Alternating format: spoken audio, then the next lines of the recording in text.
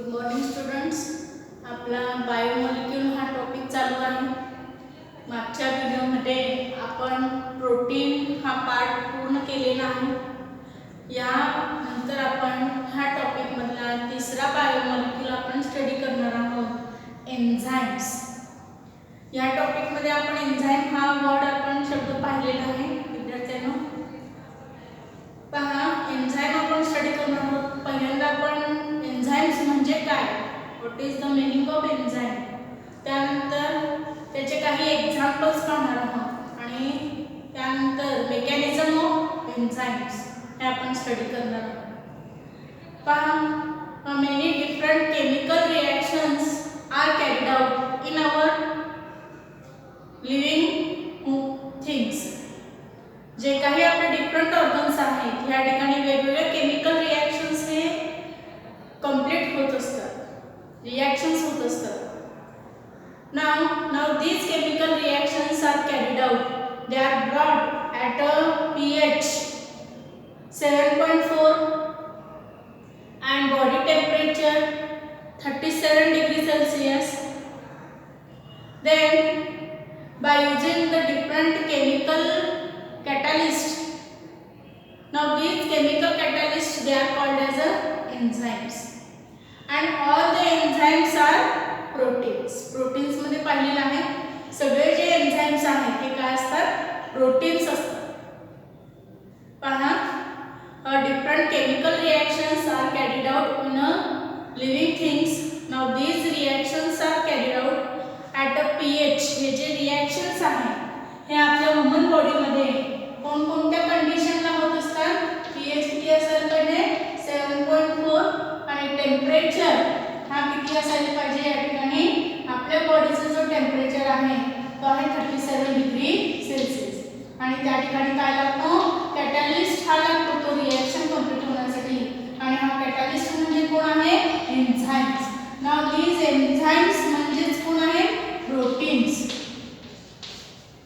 Now each enzyme in our human body, up to 1000 enzymes are present. आपला जो human body आहे यामध्ये 1000 enzymes हे या ठिकाणी असतात. 1000 enzyme. Now these enzymes, each enzyme play a single role. प्रत्येक जो एन्झाइम आहे त्या प्रत्येकाचा रोल हा डिफरंट असतो. They play in a particular reaction only. फक्त ठराविक ऑर्गन्सच्या ठिकाणी हे जे बॅक्टेरियाज आहेत, बॅक्टेरियाज म्हणजेच काय, प्रोटीन्स, प्रोटीन्स म्हणजेच काय, enzymes. Now these enzymes they play a role in a particular reaction. फक्त पर्टिक्युलर रिएक्शन मध्येच ते त्या ठिकाणी इन्व्हॉल्व होतात. मग असे 1000 एन्झाइम्स आपल्या ह्या डिफरंट ऑर्गन्सच्या ठिकाणी काम करत असतात. मग ह्याचे काही एक्झाम्पल्स आपण या ठिकाणी एन्झाइमचे आपण या ठिकाणी पाहणार. पहिला एन्झाइम आपल्या सगळ्यांना माहित आहे, इन्सुलिन. विद्यार्थ्यांनो, इन्सुलिन हा एन्झाइम आहे. Now this insulin enzyme it is secreted by the pancreas. आपला जो फूड डायजेशन मध्ये महत्त्वाचा लिक्विड जो ग्लँड मधून सिक्रेट होतो त्या ग्लँडला आपण पॅनक्रियाज असं आपण म्हणतो. ह्या पॅनक्रियाज मधून एक लिक्विड केमिकल हा बाहेर पडत असतो, त्याला आपण काय म्हणतो, इन्सुलिन हा आपण म्हणत असतो. Now this insulin it is secreted by pancreas. कुठून बाहेर पडत असतो हा, पॅनक्रियाज हा जो ग्लँड आहे तिथून हा बाहेर पडत असतो. मग हा इन्सुलिन चं फंक्शन काय आहे, तो काय काम करतो. Now it controls the blood sugar level. Blood sugar level, आपल्या ब्लड मध्ये जो शुगर लेवल आहे तो मेंटेन करण्याचं काम हा कोण करत असतो, इन्सुलिन हा करतो. इन्सुलिन म्हणजेच कोण आहे, एन्झाइम आहे. आणि हा इन्सुलिन कुठून बाहेर पडत असतो, फ्रॉम पॅनक्रियाज. मग पहा, जे डायबेटिक पेशंट्स असतात त्यांचं जर शुगर लेवल त्या ठिकाणी मेंटेन नसेल तर कमी जास्त जर झालं असेल ते कंट्रोल करण्यासाठी शुगर लेवल जास्त झालं असेल तर त्यांना इन्शुलिनचे इंजेक्शन्स किंवा टॅबलेट्स दिले जातात. मग यानंतर आणखी एक एक्झाम्पल आपण या ठिकाणी पाहणार आहोत अमायलोज. अमायलोज हा सुद्धा एक एन्झाईम आहे. Now this amylose. हा जो अमायलोज एन्झाईम आहे हा कुठे असतो? It is present in saliva. It is present in saliva म्हणजे आपले जे लाळ ग्रंथी असतात या सलाइवा मध्ये हा अमायलोज हा एन्झाईम असतो. मग हा अमायलोजचा फंक्शन काय आहे पहा. which hydrolyze the starch. which hydrolyze the starch. पहा विद्यार्थ्यांनो आपण कार्बोहायड्रेट्स मध्ये मोनोसॅकराइड, डायसॅकराइड आणि पॉलीसॅकराइडचे एक्झाम्पल आहे स्टार्च. मग हे जे स्टार्च आहे त्याचं डायजेशन करण्यासाठी स्टार्च हा पॉलीसॅकराइड आहे. त्याचं डायजेशन इझिली होत नाही. मग त्या ठिकाणी त्याचं डायजेशन करण्यासाठी जो रिॲक्शन आहे त्याला आपण काय म्हणतो? हायड्रोलिसिस. आपण hydrolyse which hydrolyze the starch. स्टार्चचा हायड्रोलिसिस करण्यासाठी हा अमायलोज हा या ठिकाणी एन्झाईम यूज केला जातो. असे अनेक एक्झाम्पल्स आहेत विद्यार्थ्यांनो. मग या ठिकाणी एवढं महत्त्वाचं लक्षात ठेवा एन्झाईम म्हणजे काय आहे. The different physiological chemical reactions are carried out in our human body, in our living things. Now these reactions are completed by using the catalyst. It is called as the enzyme and all enzymes are the proteins.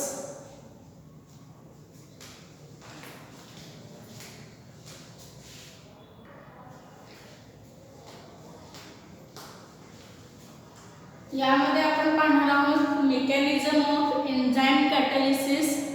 विद्यार्थ्यांनो हा जो enzyme catalysis process आहे it is as like a lock and key mechanism. Lock and key arrangement जो आहे ह्यालाच आपण lock and key arrangement, lock and key arrangement mechanism म्हटलं तरी चालेल. पहा या ठिकाणी मी विद्यार्थ्यांना डायग्राम काढलेला आहे. पहा सोपं उदाहरण आहे.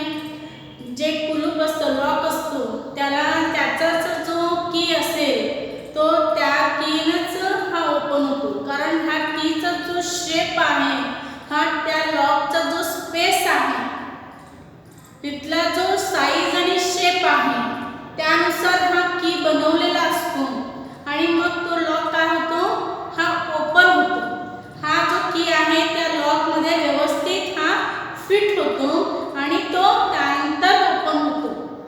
आपण दुसऱ्या लॉकला दुसऱ्या चावीने जर कीने आपण जर ओपन केलं तर तो की त्यामध्ये व्यवस्थित बसत नाही आणि तो ओपन होत नाही. असाच मेकॅनिझम हा एन्झाईम कॅटॅलिसिस म्हणजे एन्झाईम हा कसं काम करतो त्याचं मेकॅनिझम काय आहे हे ह्यामध्ये आहे. ह्याला लॉक अँड की मेकॅनिझम म्हणतो, एन्झाईम कॅटॅलिसिस म्हणतो आपण. मग ह्या ठिकाणी डायग्राम पहा. यामध्ये एकूण 2 पार्ट्स आहेत. मग आपल्याला माहित आहे each chemical reaction it is catalysed by the enzyme.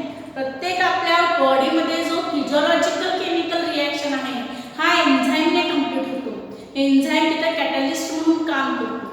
मग हा जो एन्झाईम आहे हा लॉक प्रमाणे हा काम करत असतो. एन्झाईम जो आहे हा लॉक प्रमाणे या ठिकाणी काम करतो. हा आहे खालचा जो मी डायग्राम काढलेला आहे त्याला एन्झाईम म्हणायचं आहे आणि जी मोकळी जागा आहे त्याला म्हणायचं आहे ॲक्टिव्ह साइट. ह्या मोकळ्या जागेमध्ये आपला जो बॉडीमधला जो सबस्ट्रेट आहे हा त्यामध्ये फिट होत असतो. पहा हा जो मोकळा स्पेस आहे ओपन स्पेस ह्याला काय म्हणायचं आहे ॲक्टिव्ह साइट. जो लॉक आहे त्याला काय म्हणायचं आहे एन्झाईम. ओपन स्पेसला काय म्हणायचं आहे ॲक्टिव्ह साइट आणि जो सबस्ट्रेट आहे म्हणजे रिॲक्शन मधला रिॲक्टंट जो आहे रिॲक्शन मधला जो रिॲक्टंट आहे त्याला काय म्हणायचं आहे सबस्ट्रेट म्हणतो. हा काय झाला रिॲक्टंट. मग विद्यार्थ्यांनो पहा हा जो ॲक्टिव्ह स्पेस आहे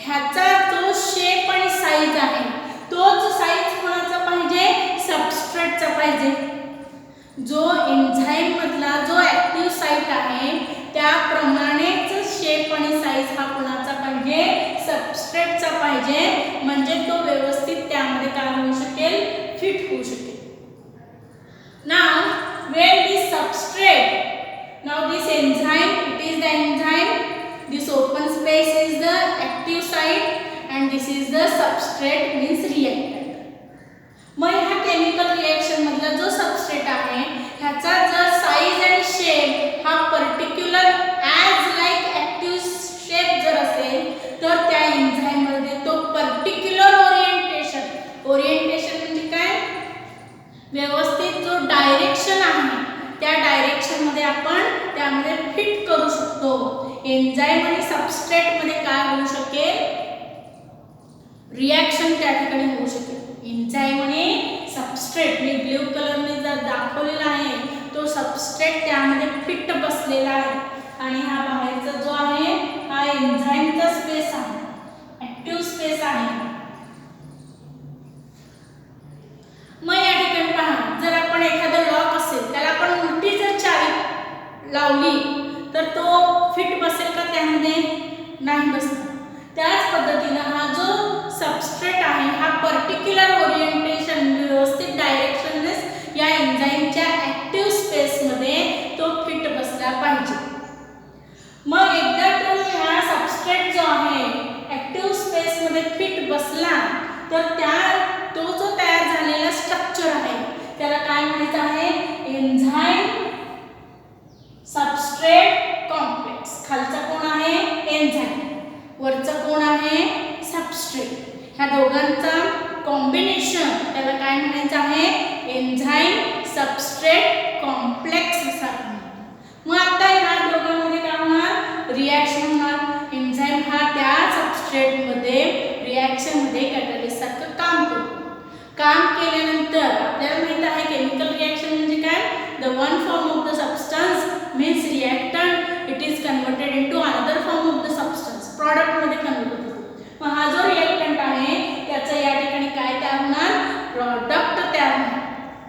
हा एन्झाइम आहे तसा आहे, हा नवीन काय तयार झालेला आहे या ठिकाणी, प्रॉडक्ट. म्हणजे दोन मॉलिक्युल्स त्या ठिकाणी तयार झालेले आहेत. सबस्ट्रेटचे काय तयार झालेले आहेत, दोन डिफरंट मॉलिक्युल्स, नवीन प्रॉडक्ट त्या ठिकाणी तयार झालेला आहे.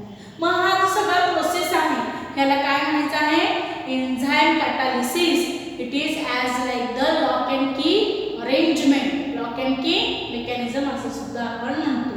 पहा, हा एन्झाइम, हा मोकळा स्पेस म्हणजे ऍक्टिव्ह साइट आणि हा सबस्ट्रेट म्हणजे रिॲक्टिव्ह.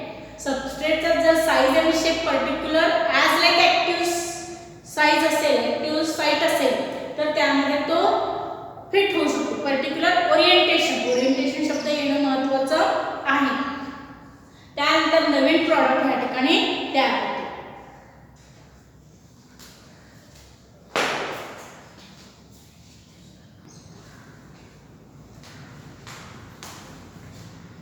विद्यार्थ्यांनो, ह्या मेकॅनिझम नंतर आपण पाहणार आहोत some examples of industrial application. म्हणजे ह्या एन्झाइमचा आपण इंडस्ट्रियल युजेस ॲप्लिकेशन्स वापर कुठं करतो, दिस एन्झाइम कॅटालिसिस. पहा, बरेच आहेत ह्या ठिकाणी प्रोसेस. यामध्ये काही एक्झाम्पल्स आपण पाहूया. पहिला आहे first one, the conversion of the glucose into sweet testing fructose. म्हणजे जो ग्लुकोज मॉलिक्यूल आहे ह्या ग्लुकोज मॉलिक्यूलचा आपल्याला कशामध्ये तयार करायचा आहे, स्वीट टेस्टिंग फ्रुक्टोज.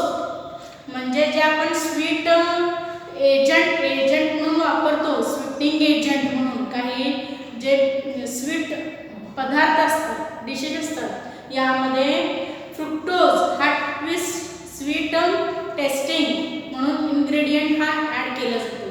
तो फ्रुक्टोज असतो. हा कशापासून तयार केला जातो, ग्लुकोजपासून. मग ह्या एन्झाइम कॅटालिसिस प्रोसेसद्वारेच हा कन्व्हर्जन केला जातो. मग ह्यामध्ये एन्झाइम म्हणून कोण काम करतो, ग्लुकोज आयसोमर. जो ग्लुकोजचा आयसोमर आहे म्हणजे ग्लुकोज प्रमाणेच असणारा दुसरा त्या ठिकाणी सबस्टन्स, त्याला आपण ग्लुकोज आयसोमर म्हणतो. ह्यामुळे हा ग्लुकोजचा कन्व्हर्जन कशामध्ये होतो, स्वीट टेस्टिंग फ्रुक्टोज. मग त्यानंतर काय आहे, जे काही आपण आता फार्मास्युटिकल इंडस्ट्रीमध्ये अँटीबायोटिक्स आपण तयार करतो. अँटीबायोटिक्स आपल्या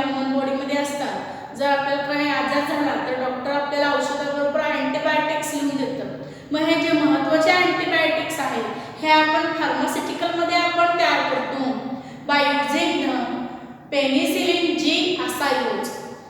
जो एन्झाईम आहे कोणता आहे पेनिसिलिन जी असायलोज यापासून आपण काय तयार करतो अँटीबायोटिक्स आपण तयार करतो. तिसरं आहे पहा मॅन्युफॅक्चर ऑफ लॉन्ड्री डिटर्जंट्स. लॉन्ड्रीमध्ये यूज करणारे जे काही डिटर्जंट्स आहेत हे तयार करण्यासाठी आपण या ठिकाणी एन्झाईम वापरतो पोटिओसिस. पोटिओसिस हा एन्झाईम वापरतो. चौथा आहे example manufacture of इस्टर्स in cosmetic product. जे कॉस्मेटिक प्रोडक्ट्स मधला इस्टर आहे हा त्या आपण या ठिकाणी जेनेटिकली इंजिनियर्ड एन्झाईमचे आहे. जेनेटिकली म्हणजे काय जे आपल्या ह्यूमन बॉडीमध्ये DNA RNA आपण जे म्हणतो जेनेटिकली इंजिनियर्ड जे काही एन्झाईम्स आहेत ह्याच्यापासून कॉस्मेटिक्स मधला जो कंपाऊंड आहे इस्टर्स ऑफ कॉस्मेटिक्स हा या ठिकाणी तयार केला जातो. मग विद्यार्थ्यांनो या व्हिडिओमध्ये आपण एन्झाईमचा जो पूर्ण पार्ट आहे म्हणजे what is the meaning of enzyme त्याचे एक्झाम्पल्स त्यानंतर enzyme catalysis process lock and key mechanism आणि त्यानंतर applications of industrial applications of enzyme catalysis. Thank you.